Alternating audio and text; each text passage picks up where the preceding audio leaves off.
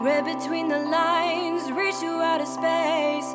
But now I know, but now I know. 1, 2, 3, I'm ready to go. I'm ready to go. 1, 2, 3, I'm ready to go. I'm ready to go. Cue me in. Let's go. Switch it up. They say stop making no sad songs, but I'm mad guns. I'm never gonna conform to mainstream. The car handled awesomely. This is a track we're pretty familiar with, so mostly we were just really curious to see how these tires were going to do and how the car was going to perform after a week of us wailing on it all week and doing 3,300 miles. And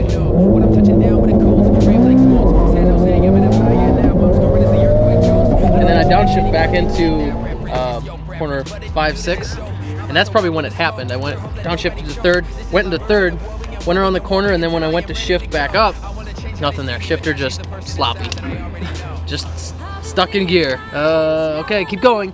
Back on it, and I just finished all the rest of the 3 laps in third gear. Got to about 8,000 RPMs and just backed off and held it right at 8,000, probably about 100 miles an hour.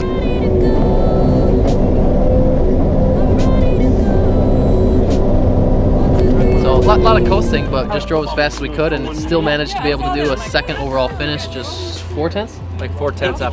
4 tenths off first place. I don't know. We kind of got to fix. We put a bigger washer there so it prevents from popping fully out next time. Everyone else is I doing the cross. This is my sport. The thing is, I keep getting better the more that I try. I've been on the field. I've been out here scoring the goals, but I know that I'm touching the sky. So when I say that I'm ready, just know that I'm willing to cause a disaster. This is the launch, and I'm hearing the count while I'm headed up like I'm in NASA. I'm ready. I've been on the come up. I see that I'm ready to chart. But I know I gotta be careful, cause I do not want to false start. It rotates like really nicely now. Really? Yeah, I think the last lap I was close to like barely even brushing the brakes to make 6 after I scrubbed down for 5. It hooks so well through there. I'm like, oh, it's going, yes!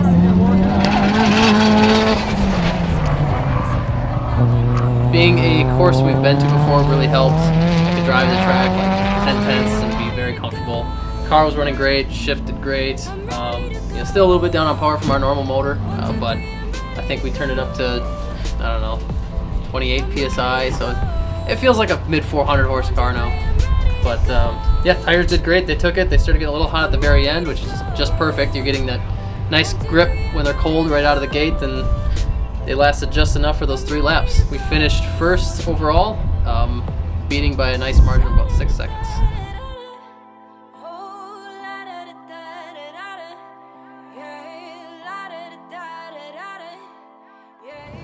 All right, so we were here back at Tire Rack for the 2017, I mean. Start over. All right, Cut. you go. Now you want me to go? I think it's Ron's turn. All right, we are back at Tire Rack. So we just finished the 2017 Tire Rack One Lap of America. We're here at South Bend, Indiana at the Tire Rack headquarters. We ended up first overall in our class, the GT1 small bore class, which was cars $50,000 and over with their base price.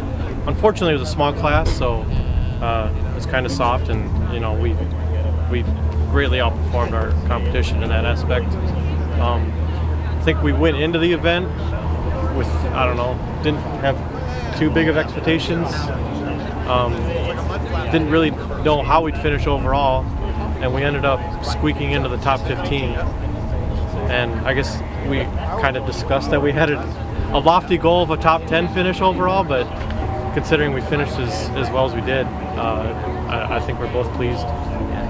After the first day was sort of a realization moment, we're like, oh yeah, this competition is a lot harder than we expected it was going to be. If we could get like in the top 20, we'd be really happy with that, So then all week we've been like, after we kind of set the top 20 goals, like all week we've been like, oh, maybe we can get like 17th or 18th or something, and then just kind of chipping away at it all week. So we're pretty excited about that. We finished in a top 3 in class and just made the top 20 overall. Which top 20 we're pretty proud of, because we did miss 5 events. So we're wearing that proudly and couldn't be happier. It's been a fantastic trip. Yes, we've had our ups and downs, but we've had a blast. So it's our first one lap, and if it wasn't for the RS guys, I don't know that either of us would have done it. They gave us a lot of insight, especially with Churchill and Reese and Paul, following them past couple years, and just showing what all happens, during the entire week. It helped us prepare both, physically and mentally, and just a lot of planning, what to expect, plan for the worst. We brought a bunch of spare parts, and obviously because we brought the parts, we didn't need them. So next year, we'll be even better prepared. Just a lot of contingency planning. I think as far as the competition goes, it was overwhelming with the number of high-power cars that are in this event. Lots of GTRs, Porsches, Corvettes, Camaros, and the fact that we were able to hold our own, the way we did, we'll have to come back swinging next year.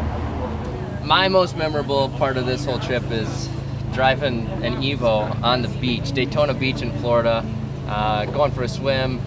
It was bathwater. It was beautiful. It was fun, especially given the fact that over that last 24-hour period, we had a motor fail, swap a motor at Shane Mitchell's house in the driveway, get it back on the road.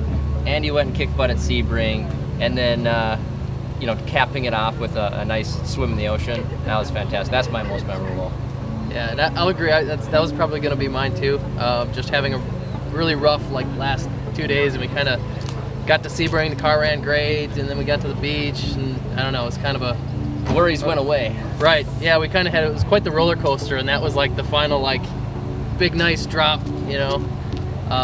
So since he stole mine, I don't know. Then I'll take my next memorable time was actually just at Gingerman, being back at a home track and really kind of throwing the car around and showing people what the real potential of the car is, and I don't know, just had a really good performance there. So, what's yours?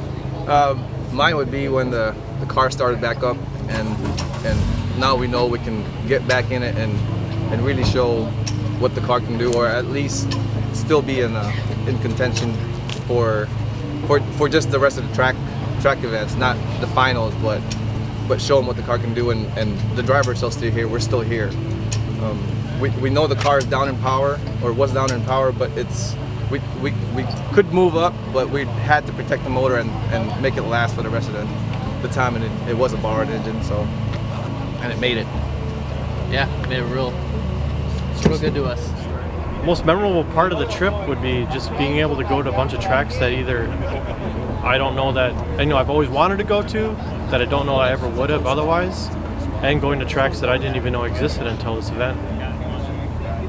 I think the same thing, and it was really cool to see those tracks, and then also it's just such a neat event in how focused you have to be compared to, when you show up at a track, you don't have all weekend to learn the track, adjust the car, dial stuff, and make changes. It's you gotta be there, and you have to be on your game as soon as you leave the line, and that's a really neat and really different from anything else I've ever done. Even Optima or other really big national scale events, you've got a few sessions, you've got all day, you've got time to make things work. Here it's you really have to work with what you've got and go quickly right away. Yeah, that was really fun.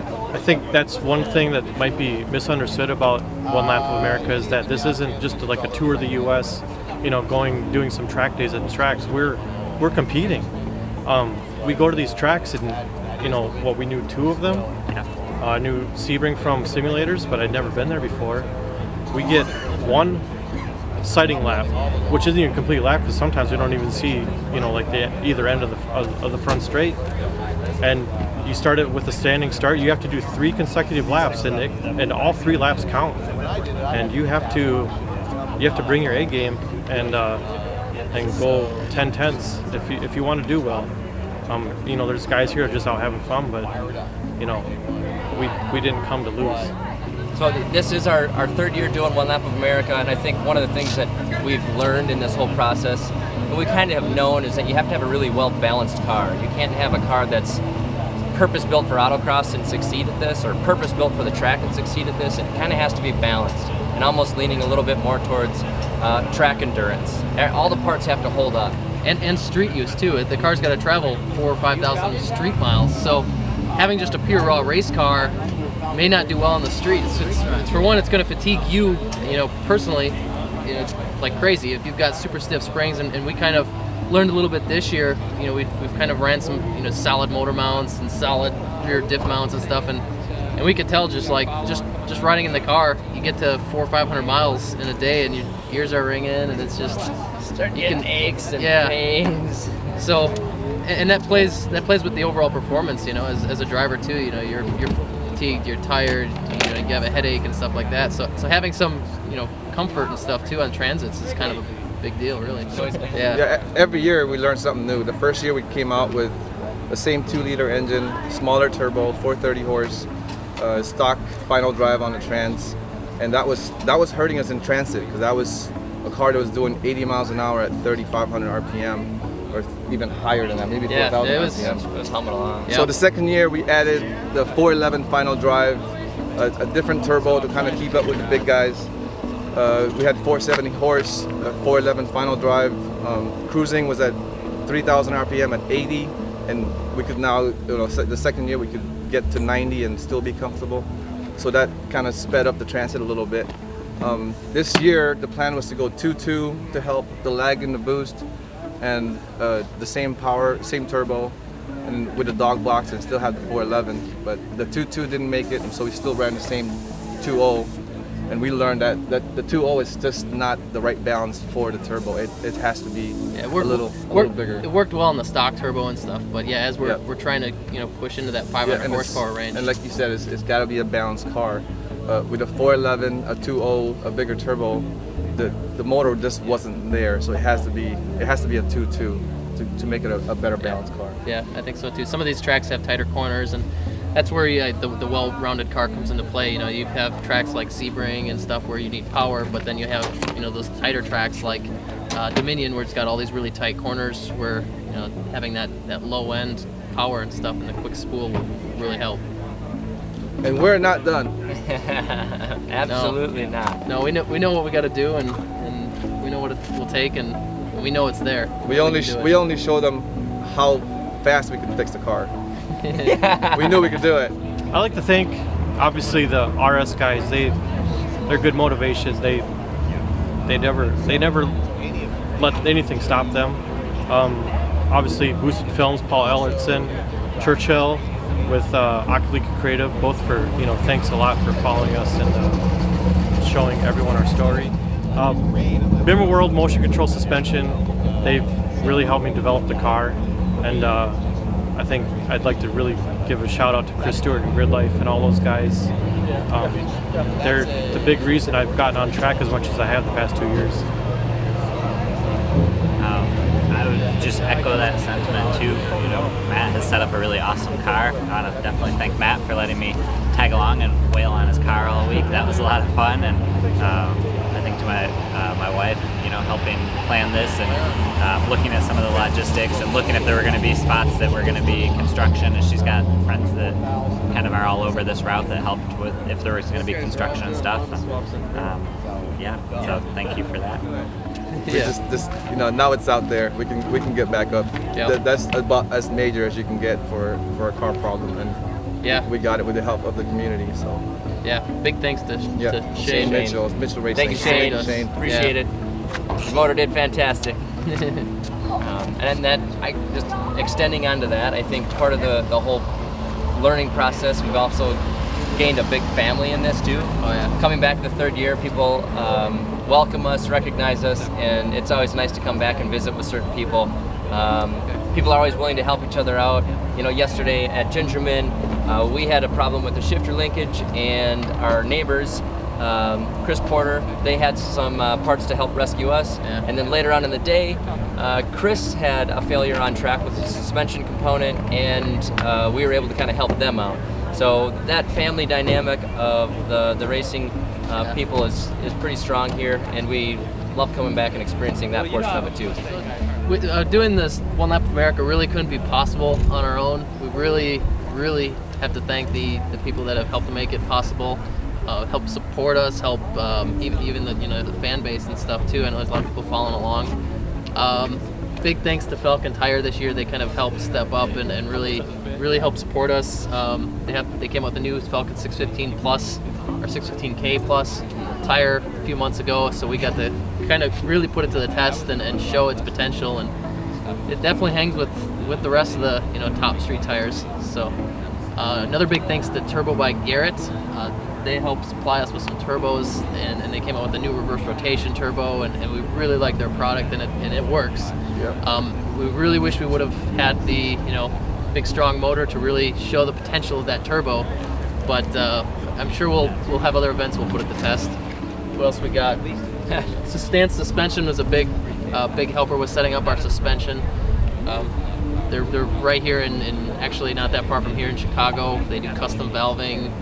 They can really kind of help dial the suspension in for you, work with you. Something you really don't get with a lot of companies is that personal touch and being able to help fine tune the setup. So Church and actually Boosted Films for following along. I mean, you guys were awesome, and you pretty much just did all the like grueling part of one lap, and you didn't get to do any of the fun driving stuff. So yeah, I don't know. You guys thank are you to Paul crazy. and Church. You guys are amazing. Yeah. Acknowledgments Creative. Yep. Boosted Films. Yeah.